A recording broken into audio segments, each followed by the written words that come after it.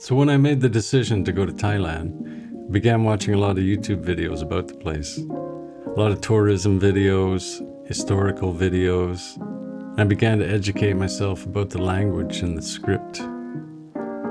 In the process, I became addicted to quite a few vloggers.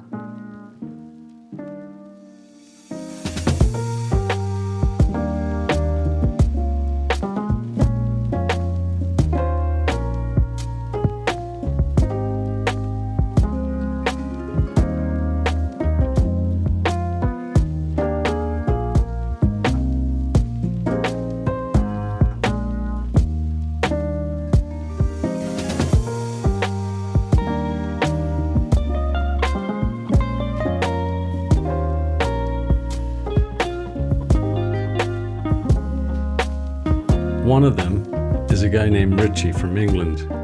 Hello, welcome back to Bangkok.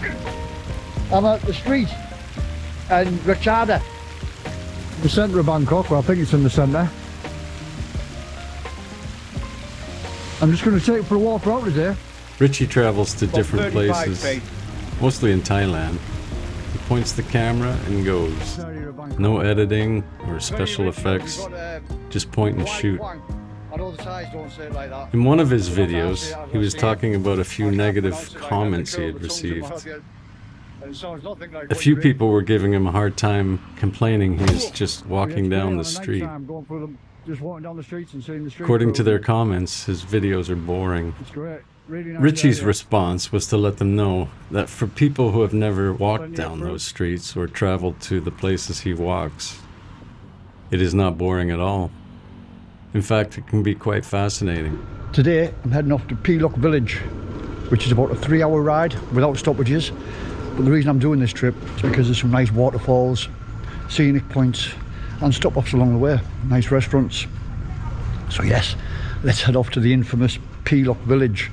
And I say that because it's a 399 turns to get up the top of the mountain. That's where the tides go to cool down, because it's supposed to be because it's so high. It's a lot cooler up there. But I'm really looking forward to getting there, and as always I'll show you my accommodation when I arrive, and maybe some places within the village, which is supposed to be very small, but I think it's got a good market, so hopefully it'll be a well worth watching vlog full of entertainment. Let's get on the road. But right now we'll have a little walk through the village. For me, the beauty of the point and shoot style videos is that it has randomness on its side. Randomness is built in. Whatever happens, happens. And it's documented, for better or for worse. It's kind of like improvisational music in that regard. Sure, it can turn to shit pretty quickly, but there's room for magic to happen. The randomness of the interconnectivity of all things has room to show itself.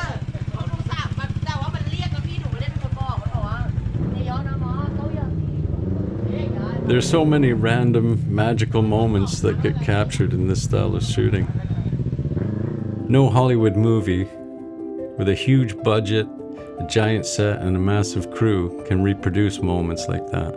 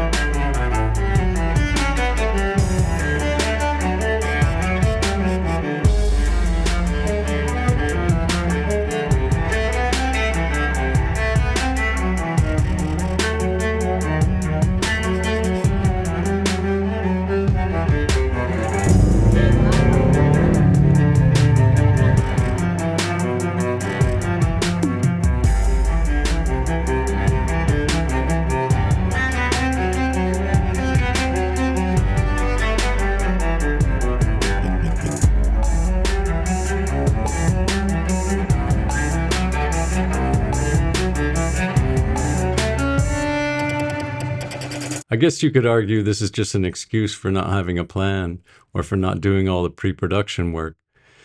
But there is a time and a place for everything.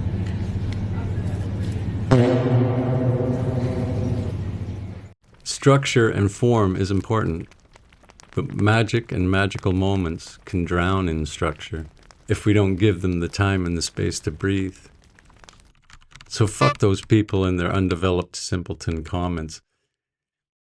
Even though Richy is not a wizard of improvisation, he understands at his core that what he does allows room and space for the magic to happen. Or not. It's all about the moment. What happens, happens. Richy's response to those negative comments was quite simple. If you haven't walked down these streets before, it is not boring. It can be helpful, instructional. But there's a lot more going on in any given moment than a simple human being could ever conceive or imagine. Boots on the ground can be very insightful. A little while ago, I watched a 2-hour video of Jimmy Dore, a comedian, eating pizza with a couple of his friends. I lived in Pilsen when I started comedy, which at that time was a Mexican neighborhood, and it's since been gentrified, but it was, very affordable. A lot of comedians and artists lived there, and there was this Mexican place right down the street. We would go once a week. The comedians would have a lunch. The comedians that lived in that neighborhood.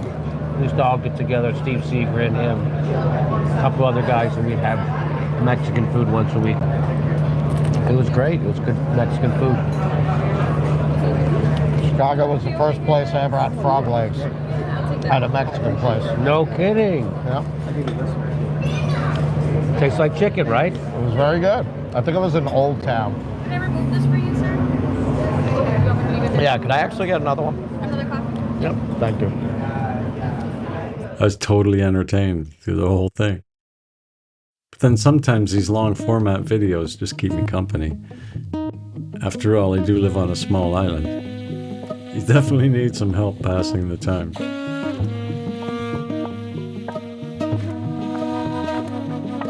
Recently, I heard that Trump installed John Voight, Mel Gibson,